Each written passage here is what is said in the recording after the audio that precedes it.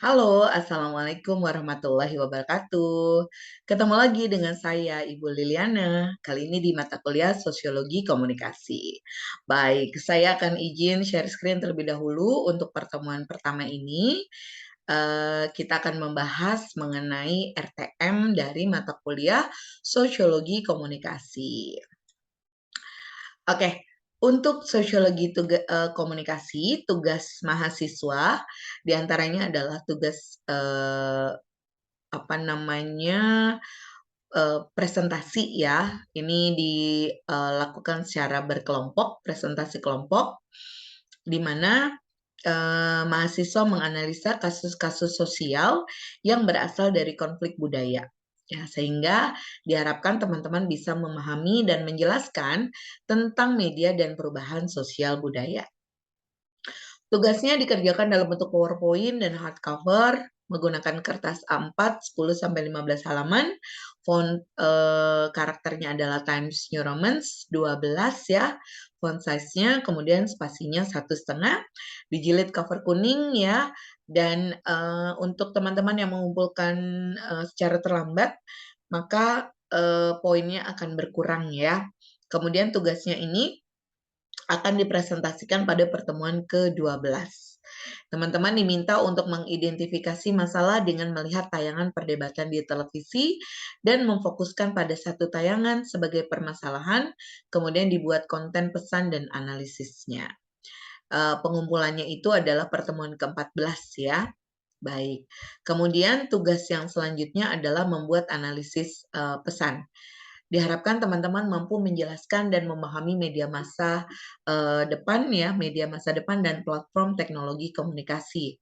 Tugas dikerjakan dalam bentuk PowerPoint dan hardcover menggunakan kertas A4 ya, 10-15 halaman, font size-nya 12, font karakternya Times New Roman, spasi 1,5, jilid cover kuning ya, kalau terlambat ada konsekuensi keterlambatan, dan dipresentasikan pada pertemuan ke-14.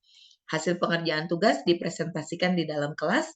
Kelompok lain di luar kelompok yang melakukan presentasi diwajibkan mengajukan pertanyaan. Oke, baik. Buku yang bisa digunakan adalah Burhan Bungin ya, Sosiologi Komunikasi. Kemudian ada lagi Membangun Ilmu Komunikasi dan Sosiologi, karangan Ana Nadia dan Setyo Budi.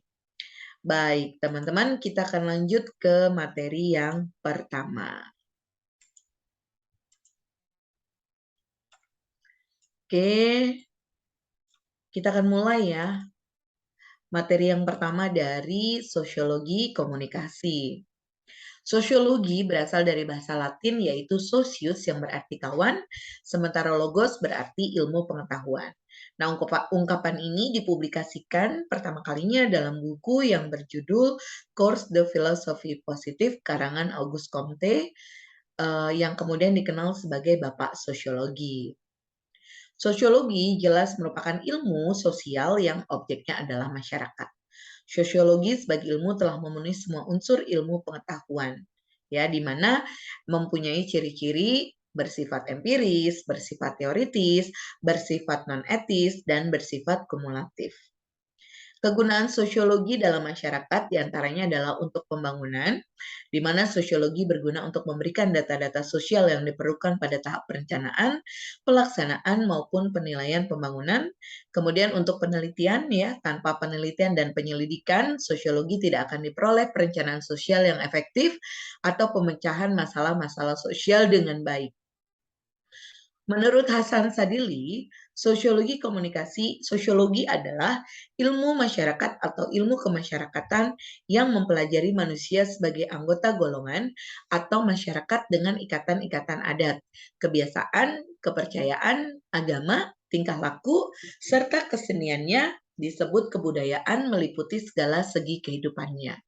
Sosiologi mempelajari komunikasi dalam konteks interaksi sosial dalam masyarakat, baik yang berhubungan dengan media secara langsung dan tidak langsung. Komunikasi menurut Uchiana ini merupakan proses penyampaian pikiran atau perasaan oleh seseorang, communicator, kepada orang lain, komunikan, pikirannya bisa berupa gagasan, informasi, opini, dan lain-lain yang muncul dari benaknya. Sementara perasaan bisa berupa keyakinan, kepastian, keraguan, kekhawatiran, kemarahan, dan keberanian, kegairahan, dan sebagainya yang timbul dari lubuk hati. Lingkup komunikasi menyangkut persoalan yang ada kaitannya dengan interaksi sosial dalam masyarakat, termasuk konten interaksi yang dilakukan secara langsung maupun dengan menggunakan media komunikasi.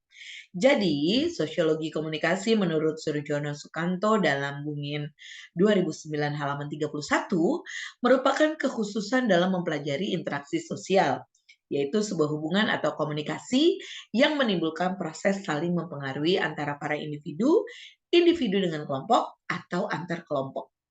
Tujuan dari sosiologi komunikasi adalah dapat mengetahui pengaruh faktor sosial dalam komunikasi serta dapat memahami keadaan sosiologi yang timbul dalam komunikasi. Ruang lingkup kajian sosiologi komunikasi adalah gejala atau pengaruh atau akibat-akibat sosial dan masalah sosial yang terjadi atau ditimbulkan oleh komunikasi. Dalam hal ini, yang menjadi perhatian utama adalah bagaimana masalah sosial itu terjadi, kemudian aspek komunikasi apa atau yang bagaimana yang menyebabkan timbulnya masalah tersebut. Dalam bahasan mata kuliah sosiologi komunikasi ini akan difokuskan pada sosiologi komunikasi massa. Ya, ini adalah ranah kompleksitas dan objek sosiologi komunikasi, di mana kita akan mempelajari efek media massa, komunikasi itu sendiri, kemudian budaya kosmopolitan, individu kelompok masyarakat dunia, teknologi telematika, kemudian proses dan interaksi sosial. Ranah sosiologi komunikasi berada pada wilayah individu, kelompok, masyarakat, dan sistem dunia, di mana ranah ini bersentuhan dengan teknologi telematika, komunikasi, proses dan interaksi sosial, serta budaya kosmopolitan. Kajian komunikasi berkembang menjadi kajian yang tidak bisa dibedakan lagi secara sosiologis dengan komunikasi. Dalam artian, ketika kita membahas kasus sosiologi komunikasi, maka akan ditemukan kenyataan bahwa yang menjadi perhatian sosiologi itu juga lah yang menjadi perhatian komunikasi. Ranah sosiologi merupakan kajian terpenting dan utama dari kajian sosiologi dan kajian komunikasi itu sendiri, yaitu individu, kelompok, masyarakat, dunia, dan segala interaksinya. Ini adalah kompleksitas studi sosiologi komunikasi, di mana melibatkan teknologi, budaya, sosiologi komunikasi, negara, ekonomi, hukum, agama, administrasi, dan lain-lain. Studi-studi sosiologi komunikasi bersifat interdisipliner dan terbuka terhadap sumbangan disiplin ilmu lain seperti yang ada pada gambar 2 tadi. Sosiologi komunikasi memiliki objek kajian yang terbuka dan luas, seirama dengan cepatnya perubahan-perubahan sosial budaya dan teknologi media yang berkembang di masyarakat beserta semua aspek yang mengikutinya. Saat ini perkembangan sosiologi komunikasi ditentukan oleh pesatnya perkembangan dunia teknologi komunikasi yang kemudian secara simultan mempengaruhi ranah-ranah sosial dan budaya masyarakat di setiap lapisan masyarakat. Ini adalah objek keilmuannya ya, objek sosiologi komunikasi, di mana kita akan mempelajari interaksi sosial, telematika dan realitasnya, efek media dan norma sosial baru, perubahan sosial dan komunikasi, masalah sosial dan media massa, cyber community, aspek hukum, dan bisnis media. Nah, gejala-gejala sosiologis yang terbentuk dalam berbagai kemungkinan ya, diantaranya adalah suatu sistem komunikasi massa dapat menimbulkan pengaruh terhadap masyarakatnya. Maksudnya di mana suatu sistem akan menentukan bagaimana sebuah kegiatan itu akan dilaksanakan, sehingga hal ini juga mengandung suatu pengertian bahwa sistem komunikasi massa akan mempengaruhi masyarakatnya. Misalnya sistem komunikasi massa komunis mempunyai pengaruh tertentu kepada masyarakatnya. Mohon maaf, sistem komunikasi massa dapat menyampingkan media komunikasi tradisional yang berlaku dalam kehidupan masyarakat. Kemudian sistem komunikasi massa merupakan sarana yang kuat dan luas untuk mempengaruhi masyarakat sehingga suatu sistem komunikasi massa dapat menimbulkan pengaruh sosiologis yang kuat.